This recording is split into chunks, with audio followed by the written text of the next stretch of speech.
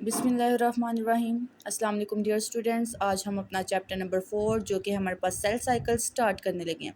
ठीक है, इससे पहले हमें पता होना चाहिए कि सेल साइकिल होती क्या है।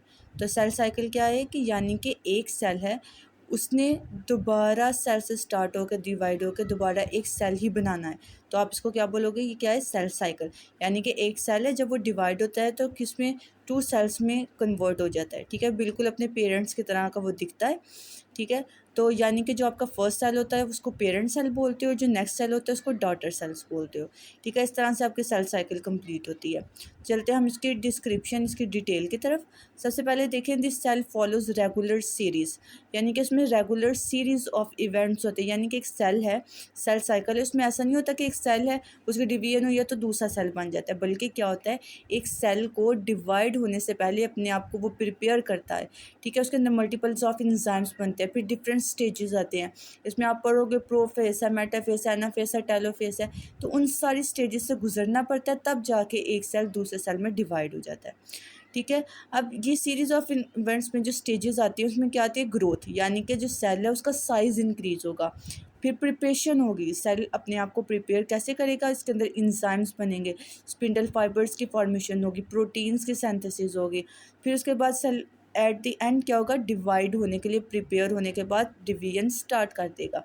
सेल डिवीजन के अंदर क्या होता है, दो तरीक़ों से आपके पास सेल डिवीजन होती है हमेशा। First is mitosis. ठीक है, माइटोसिस का मतलब क्या होता है कि इसके अंदर से सेल डिवाइड करेगा। ठीक है, आइडेंटिकल कॉपीज उसकी बन जाएगी। सेकंड है मियोसिस। अब मियोसिस का मतलब क्या होगा कि सेल डिवाइड होने के साथ साथ उसके क्रोमोसोम्स भी डिवाइड हो जाएंगे। ठीक है, यानी कि हाफ नंबर ऑफ क्रोमोसोम, यानी कि जेनेटिक मटेरियल आपका क्या होता है, क्रोमोसोम होता है, आपका डीएनए होता है। ठीक है, अब देखिए माइटोसिस बहुत ज़्यादा एसेंशियल होती है। ठीक है, अब आपने पढ़ ली, दो तरीक़ों से आपके सेल डिवाइड करते हैं, माइटोसिस और मियोसिस के थ्रू। माइटोसिस में क्या होगा, सिर्फ सेल डिवाइड करेगा, और माइटोसिस में क्या होगा, सेल डिवाइड करने के साथ साथ उस अपने अंदर जो न्यूक्लियस, यानी कि जो आपका पास डीएनए होता है आपका, ठीक है, जेनेटिक मटेरियल है, वो भी साथ में आपका डिवाइड करता है। ठीक है, और ये बहुत ही इंपॉर्टेंट रोल प्ले करता है। अगर ये क्रोमोसोम के नंबर पॉजिटिवली डिवाइड ना करें जैसा अल्लाह ताला ने बनाया है सिस्टम, तो उसके रिज़ल्ट में क्या होता है, ऐसी डिजीज़ डेवलप हो जाती है जिनको क्योर करना इम्पॉसिबल होता है। फॉर एग्जांपल, जो आप लोगों ने ट्रांसजेंडर्स देखे हैं, उनके अंदर नंबर ऑफ़ क्रोमोसोम्स जो है वो इनकम्प्लीट होते हैं। ठीक है, या तो इनके अंदर नंबर ऑफ़ क्रोमोसोम एक नंबर ज़्यादा होता है या एक नंबर कम होता है। ठीक है, यानी कि 46 नंबर ऑफ़ क्रोमोसोम्स हैं, तो इनमें या तो 46 होंगे या 45, यानी कि एग्जैक्ट नंबर नहीं होगा क्रोमोसोम का। ठीक है, माइटोसिस बहुत ज़्यादा एसेंशियल है for growth and repair body. क्यों, क्योंकि अगर फॉर एग्जांपल इंजरी होने के बाद आपकी अगर स्किन दोबारा डेवलप नहीं होती, तो ये क्या होती है, हार्मफुल कंडीशन होती है। वाइल मियोसिस भी इंपॉर्टेंट रोल प्ले करती है। कैसे इंपॉर्टेंट रोल प्ले करती है मियोसिस, क्योंकि ये रिप्रोडक्टिव जो सेल्स होते हैं उनके डिवीजन के लिए क्या होती है, ज़रूरी होती है। ठीक है, उसके बाद देखें, जो रिप्रोडक्टिव सेल्स आपके पास कौन से दो आते हैं, egg and sperm. Female reproductive cells को क्या कहते हैं, एग यानी कि ovule, and female reproductive cells को क्या बोलते हैं, स्पर्म। ठीक है, together this process keep living organism growing. इस तरह से क्या होता है, लिविंग ऑर्गेनिज्म बहुत अच्छे तरीके से ग्रो करते हैं, हील करते हैं, and passing on trades. Trades का मतलब क्या था, करेक्टरिस्टिक्स को आगे पास आउट करना। ठीक है, फॉर एग्जांपल कोई एक करेक्टरिस्टिक्स आपका आपके पेरेंट्स में से मदर से है, या कुछ आपके पेरेंट्स में से फादर के साथ है। ठीक है, अब इस चैप्टर में हम लोग डिटेल में क्या पढ़ने लगे हैं, माइटोसिस एंड मियोसिस। ऊपर भी हमने सेल साइकिल की डेफिनेशन देखी है, अब हम एक और बार देख लेते हैं। सेकंड डेफिनेशन है, it is the series of event that take place in eukaryotic cell from its formation to its division into two daughter cells. ठीक है, सीरीज ऑफ इवेंट्स है जिसमें यूकैरियोटिक सेल्स में हो रही है ये डिवीजन। ठीक है, फॉर्मेशन ऑफ सेल से लेके कहाँ तक, टू डॉटर सेल्स। ये आपके पास क्या है, सेल साइकिल। सेल साइकिल में टू मेन फेजेस हैं, interface and mitotic phase. Interface में जस्ट प्रिपरेशन होगी सेल की, माइटोटिस फेज में सेल डिवाइड कर जाएगा। अब इस माइटोसिस फेज में आपके पास दोनों, इस माइटोसिस को माइटोटिक फेज बोलते हैं क्योंकि उसमें माइटोसिस और मियोसिस दोनों चीज़ें आ जाती है। जबकि इंटरफेस में S phase, G1 phase, G2 phase पढ़ोगे, क्योंकि इसके अंदर सिर्फ सेल प्रिपेयर करेगा। ठीक है, डिवाइड नहीं करेगा। अब हम ज़रा इंटरफेस को स्टार्ट करते हैं। इंटरफेस होता क्या है सबसे पहले, ठीक है, इंटरफेस ऐसी फेज़ है जिसके अंदर सेल बिल्कुल डिवाइड नहीं करेगा, बल्कि सेल का साइज़ इंक्रीज़ होगा। सेल के साइज़ इंक्रीज होने की वजह क्या है, ये अपने आप को प्रिपेयर करेगा। प्रिपेयर कैसे करेगा? मल्टीपल ऑफ ऑर्गन्स को अपनी बॉडी में बनाकर, ठीक है। देखें, this phase last for about 90% of total time of cell cycle. यानी कि आपका जो सेल साइकिल है उसके अंदर सबसे पहले इंटरफेस आती है, फिर माइटोटिक फेस आती है। यानी कि सेल पहले प्रिपेयर होगा, फिर उसके बाद डिवाइड करेगा। तो प्रिपरेशन में ही वो 90% टाइम ले लेते हैं। उसका जो 10 रिमेनिंग परसेंट टाइम है वो माइटोसिस फेज में जाता है, ठीक है। During interphase cell perform life functioning according to the speciality, ठीक है, अपनी स्पेशलिटी के मुताबिक, और अपने आप को प्रिपेयर करेगा नेक्स्ट डिवीजन के लिए, ठीक है। डिवीजन नहीं होगी बल्कि क्या होगा, प्रिपेयर करेगा अपने आप को नेक्स्ट डिवीजन के लिए। इंटरफेस में आपके पास सबसे पहले आ जाते हैं G1 फेज, यानी कि फर्स्ट गैप फेज, ठीक है। First gap phase it start from the end of mitosis. ये स्टार्ट होती है किधर से? एंड ऑफ माइटोसिस फेज से। It is also called growth phase, ठीक है। G1 फेज का मतलब क्या? गैप फेज, इसको ग्रोथ फेज भी बोलते हैं। इस फेज के दौरान क्या होता है, सेल अपने अंदर प्रोटीन्स की फॉर्मेशन करता है और क्या करेगा, ऑर्गेनेलीज को बनाएगा, और इस तरह से क्या हो जाएगा, सेल का साइज़ बढ़ जाएगा। यानी कि जब सेल के अंदर प्रोटीन्स बनेंगी, सेल के अंदर ऑर्गेनेलीज डेवलप होना शुरू हो जाएंगे, तो सेल का साइज़ भी क्या हो जाएगा, इंक्रीज़ हो जाएगा। सेल कुछ इंजाइम्स बनाएगा, ठीक है, जो कि रिक्वायर्ड होंगे किसके अंदर, नेक्स्ट आपके फेज़ यानी कि एस फेज़ के अंदर। G1 फेज़ के बाद कौन सा फेज़ आ जाता है, एस फेज़। उस एस फेज़ की फॉर्म के लिए आपके पास बहुत इंपॉर्टेंट इंजाइम्स होते हैं जिन्होंने G1 फेज़ में ही बन जाना होता है, ताकि वो क्या करें, जब एस फेज़ के अंदर एंटर हो, और एस फेज़ के अंदर एंटर होने के बाद क्या होना होता है, रेप्लिकेशन होनी होती है डीएनए की, उसके लिए इंपॉर्टेंट होते हैं, ठीक है। उसके बाद है आपके पास एस फेज़। एस फेज़ का को बोलते हैं सिंथेसिस फेज़, यानी कि इस फेज़ के दौरान जो डीएनए है हर क्रोमोसोम का, वो रेप्लिकेट होना शुरू हो जाएगा। रेप्लिकेट का मतलब क्या है, डिवाइड होगा और उसकी कॉपीज़ बनना शुरू हो जाएंगी। इसके रिज़ल्ट में क्या होगा, डुप्लीकेशन हो जाएगी क्रोमोसोम की, ठीक है। नंबर ऑफ़ क्रोमोसोम्स क्या हो जाएंगे, डुप्लीकेट, और हर क्रोमोसोम के पास अपना अपना सिस्टर क्रोमाटिड्स होगा, ठीक है। यानी कि एक क्रोमोसोम होता है आपके पास, ठीक है, इस फॉर्म में आपके पास क्रोमोसोम होता है, ठीक है, ये सिंगल क्रोमोसोम, ठीक है। अब इस क्रोमोसोम से जब डिवाइडिंग स्टेज, जब सिंथेसिस फेज स्टार्ट होता है, तो इसके पास क्या बनना शुरू हो जाती है, इसकी आर्म्स बनना शुरू हो जाती हैं, ठीक है। इन आर्म्स को आप लोग क्या बोलते हो, सिस्टर क्रोमाटिड्स, ठीक है। हर क्रोमोसोम के पास अपना अपना सिस्टर क्रोमाटिड्स डेवलप हो जाएगा और वो पेयर की फॉर्म में आ जाएंगे, ठीक है। तब भी वो क्या रहेगा, क्रोमोसोम अपने ही सेल के अंदर रिमेन सेम रह देगा। तो इसको आप लोग बोलते हो या एस फेज़। एस फेज़ के बाद आ जाता है G2 फेज़, यानी कि सेकंड गैप फेज़। इस फेज़ के दौरान क्या होगा, सेल कंटिन्यू करेगा अपनी ग्रोथ को और प्रोड्यूस करेगा कुछ बहुत ही इंपॉर्टेंट प्रोटीन्स। यानी कि देखें, अभी तक कोई डिवीजन स्टार्ट नहीं हुई, सेल बस अपने आप को प्रिपेयर कर रहा है, लेकिन यहाँ पर क्रोमोसोम्स क्या हो गए हैं, सिस्टर क्रोमाटिड्स उनके पास आ चुकी हैं। अब क्या होगा, सेल डिवीजन के लिए अपने आप को रेडी कर रहा है। सेल अब क्या करेगा, G2 फेज में अपने डीएनए को चेक करेगा अच्छे तरीके से कि किसी किस्म का इसके अंदर कोई डैमेज तो नहीं आया ड्यूरिंग रेप्लिकेशन, ठीक है। उसके बाद अगर आ चुका है तो उसको क्या करेगा, रिपेयर कर देगा, और उसके बाद अब वो अपना बिगिन कर लेगा recognise its content in preparation of mitosis. अब वो अपने आप को फुली चेक कर चुका है कि अब किसी किस्म की कोई कमी पेशी तो नहीं रहेगी। अब वो कंप्लीट तैयार है G2 फेज़ के बाद किधर जाने के लिए, माइटोटिक फेज़ में एंटर होने के लिए। अब वो माइटोटिक फेज़ चाहे वो माइटोसिस का हो सकता है, चाहे वो मियोसिस का, वो आपकी बॉडी के नीड के अकॉर्डिंग होगा, ठीक है। अब आपके पास ये साइकिल है, ज़रा साइकिल भी हम लोग देख लेते हैं। सबसे पहले आपके पास जो साइकिल है, इसमें अब देखें क्या कह रहे हैं, साइकिल में सबसे पहले आपके पास है एस फेज़, ठीक।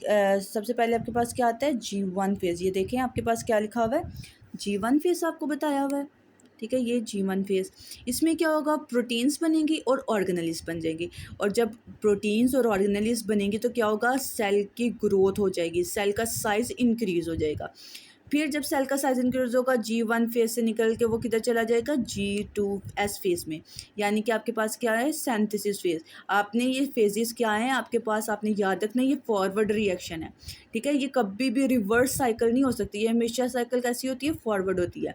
G1 फेज से निकल के एस फेज में, एस फेज में क्या हो जाता है, क्रोमोसोम की डुप्लीकेशन हो जाती है, ठीक है। ग्रोथ में फिर साइज क्या होगा, इंक्रीज हो जाएगा। फिर उसके बाद किधर एंटर हो जाएगी, G2 फेज में। अब G2 फेज में उसने क्या किया था, सारी की सारी उसने प्रिपरेशन चेक की कि किसी किस्म की कोई आपके पास डिफ़ॉल्ट तो नहीं आ रहा, ठीक है। उसके बाद इसने कुछ प्रोटीन बनाई, वो वाली प्रोटीन्स जो कि नेक्स्ट आपके पास मेटाटिक फेज में ज़रूरी थी, ठीक है। उसके बाद देखें आपके पास एम फेस आ जाता है, यानी कि अब माइटोटिक फेस एंटर हो चुका है, यानी कि सेल अपने आप को बिल्कुल प्रिपेयर कर चुके हैं। अब एक ये देखें यहाँ पर क्या है, एक सिंगल सेल है और यहाँ पर देखें आपको 2 सेल्स नज़र आ रहे हैं। इसका मतलब क्या, माइटोटिक फेस में क्या होता है, सेल 1 से 2 सेल्स बन जाते हैं। अब सम टाइम इसमें क्या बताया हुआ है, G1 फेस से सेल निकल के G0 फेस में एंटर हो जाता है, ठीक है। GO फेस का मतलब क्या है, G0 फेस का मतलब क्या है, G0 फेस, ठीक है। इसमें कुछ सेल्स जो हैं वो टेम्पररी तौर पर यानी कि थोड़े टाइम के लिए एंटर होते हैं, कुछ जो सेल्स होते हैं वो परमानेंटली एंटर हो जाते हैं और स्टॉप कर देते हैं अपनी डिवाइडिंग। अब देखें ज़रा क्रोमोसोम का स्ट्रक्चर अच्छे से।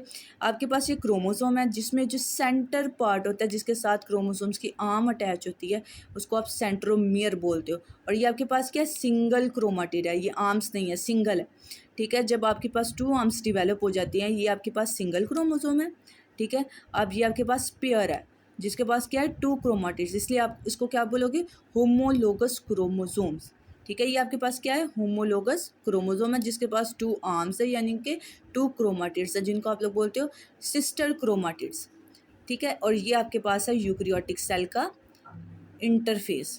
अब देखें आफ्टर इंटरफेस सेल एंटर हो जाते हैं किसमें, डिवाइडिंग फेस में, और वहाँ पर क्या होता है, किसमें डिवाइड हो जाता है, 2 डॉटर सेल में। ये मैंने आपको बताया कि फर्स्ट सेल जो आपके पास होता है जिसने डिवाइड होना होता है वो आपके पास होता है पेरेंट सेल, जो डिवाइड हो जाता है वो डॉटर सेल होता है, ठीक है। और इस तरह से सारी की सारी स्पेशल जीन्स इस सारी सेल साइकिल के इवेंट्स को कंट्रोल करती हैं। और ये सारा क्या होता है, सीक्वेंस के साथ होता है। कोई भी ऐसा नहीं हो सकता कि एक साइकिल से पहले अगर G1 के बाद एस फेस है तो ऐसा नहीं है कि एस फेस की जगह G2 फेस आ जाए, ठीक है। उसके बाद ज़रा देख लें ब्लू ब्लॉक में आपके पास लिखा हुआ है G0 फेस के बारे में, ठीक है। G0 फेस क्या है आपके पास, many cells stop dividing and start performing their specific function. बहुत सारे सेल होते हैं जो डिवाइड करने को स्टॉप कर देते हैं और अपना स्पेसिफिक फंक्शन परफॉर्म करते हैं, इनको आप लोग बोलते हैं G0 फेस यानी कि स्टॉप ग्रोथ। अब मैनी सेल्स फॉर एग्जांपल आपके पास जो है न्यूरॉन सेल्स, ये न्यूरॉन्स के जो सेल्स होते हैं वो हमेशा क्या होते हैं कि ये इनडेफिनेट यानी कि लॉन्ग पीरियड के लिए यानी कि हमेशा के लिए क्या करते हैं, G0 फेस के अंदर एंटर हो जाते हैं, ठीक है। Some of the cells like liver and kidney cell, जो आपके पास लिवर और किडनी सेल्स के हैं वो G0 फेस में एंटर होते हैं टेम्पररी तौर पर, ठीक है। कब एंटर होते हैं, टेम्पररी यानी कि थोड़े टाइम के लिए। Other cell for example epithelial cell do not enter G0 phase और कंटिन्यू टू डिवाइड, ठीक है। आपको तीनों एग्जांपल देख दी हैं। न्यूरॉन क्या होता है, हमेशा के लिए रह जाता है G0 फेस में क्योंकि इससे डिवाइड नहीं होता। लिवर और किडनी जो है, ठीक है, क्योंकि आप इसको डोनेट भी कर सकते हैं, इसके सेल के पास एबिलिटी होती है कि ये डिवाइड करे, तो इसलिए ये थोड़े टाइम के लिए G0 फेस में एंटर होता है। अगर बार बार डिवाइड होता रहेगा तो क्या होगा कि उसके अंदर आपकी बॉडी के अंदर डिफ़ॉल्ट आना शुरू हो जाएगा, डिजीज़ डेवलप होना शुरू हो जाएंगी। और कुछ जो होते हैं सेल्स वो हमेशा क्या आते हैं, लाइक एपिथेलियल जो आपकी स्किन है अगर इंजर्ड हो जाती है फ़ौरन स्किन क्या होती है, पिंकिश एरिया आता है यानी कि माइटोसिस हो रही होती है। और इसका मतलब क्या है कि ये कभी भी एंटर नहीं होते G0 फेस में, ये हमेशा थ्रू आउट लाइफ क्या करते हैं, कंटिन्यू रहते हैं, ठीक है। तो स्टूडेंट्स यहाँ तक हमारे पास क्या हो जाता है कि G0 फेस तक हमारा इंटरफेस कंप्लीट हो जाता है, ठीक है। इसमें हमने 3 टाइप्स पढ़ी है, न्यूरॉन की, लिवर एंड किडनी की और एपिथेलियल की। एक वो जो आपके पास इनफिनिट टाइम के लिए G0 फेस में एंटर हो जाता है, एक वो जो आपके पास कम्प्लीटली क्या होता है कि टेम्परेरी तौर पर एंटर होगा G0 फेस में, और एक क्या होगा, बिल्कुल भी एंटर नहीं होगा G0 फेस में, ठीक है। इस तरह से आपकी टाइप्स कंप्लीट हो जाती हैं इंटरफेस की। अब देखें ये जो टेबल है यूकैरियोटिक सेल का, इसमें भी कंप्लीट वही चीज़ें डिस्क्राइब की गई हैं जो हम लोगों ने साइकिल में पढ़ी हैं डायग्राम में, उसके बाद जो भी हम डिटेल में पढ़ चुके हैं। देखिए सबसे पहले टेबल है, इसमें बताया हुआ है इंटरफेस आपके पास, ठीक है। इंटरफेस में क्या होगा, दिस अपने आप को सेल सिर्फ करेगा प्रिपेयर, और उसकी सेल की क्या हो जाएगी, ग्रोथ इन साइज़। ठीक है, जब प्रिपेयर करेगा तो साइज़ ही ग्रो करेगा ना उसका। उसके बाद डीएनए की रेप्लिकेशन हो जाएगी। सबसे पहले आपके पास G1 फेस आता है। G1 फेस में सेल अपने साइज़ में ग्रो करता है, उसके बाद नॉर्मल फंक्शन परफॉर्म करता है, डीएनए की रेप्लिकेशन के लिए तैयार होता है। एस फेस में क्या होगा, डीएनए की जो रेप्लिकेशन है वो कंप्लीट हो जाएगी और उसकी एग्जैक्ट कॉपी बन जाएगी, जिसमें हमने पढ़ा था क्या बन जाएगी आपके पास, सिस्टर क्रोमाटिड्स। फिर G2 फेस आएगा, उसमें वो सेल अपने आप को डिवीजन के लिए प्रिपेयर कर देगा। ठीक है, कि अब वो बिल्कुल रेडी हो चुका है कि वो एम फेस के अंदर एंटर हो जाए, यानी कि माइटोटिक फेस में। अब चाहे वो माइटोटिक फेस आपके पास मियोसिस का हो या माइटोसिस का हो, ठीक है, लास्ट पे आपके पास एम फेस यानी कि माइटोटिक फेस आ जाता है। इसमें सेल क्या करता है, डिवाइड करता है जेनेटिक मटीरियल को इक्वली, यानी कि अपने जो जेनेटिक मटीरियल यानी कि जो डीएनए उसको इक्वली डिवाइड कर देगा, किसमें, टू में। ठीक है, और वो सारे क्या होंगे, और सेल्स क्या होगा, आइडेंटिकल। देखिए उसमें दोनों चीज़ें बता दी गई हैं, यानी कि जेनेटिक मटेरियल यानी कि मियोसिस, और उसके बाद आइडेंटिकल सेल मतलब कि माइटोसिस। दोनों चीज़ें आ गई आपके पास, माइटोसिस और मियोसिस। इस तरह से यहाँ तक अब आपका चैप्टर का इंटरफेस का टॉपिक क्लियर हो जाता है। आज हमने क्या डिस्कस किया, सेल साइकिल का इंट्रोडक्शन, और इंटरफेस को हमने डिटेल में पढ़ लिया। यहाँ तक इंटरफेस कंप्लीट हो चुका है। इंशाल्लाह हम नेक्स्ट वीडियो के अंदर माइटोसिस को डिटेल में स्टडी करेंगे। तो इंशाल्लाह हम लोग नेक्स्ट वीडियो में मिलेंगे नेक्स्ट टॉपिक के साथ। तब तक के लिए अल्लाह हाफ़िज़ स्टूडेंट्स।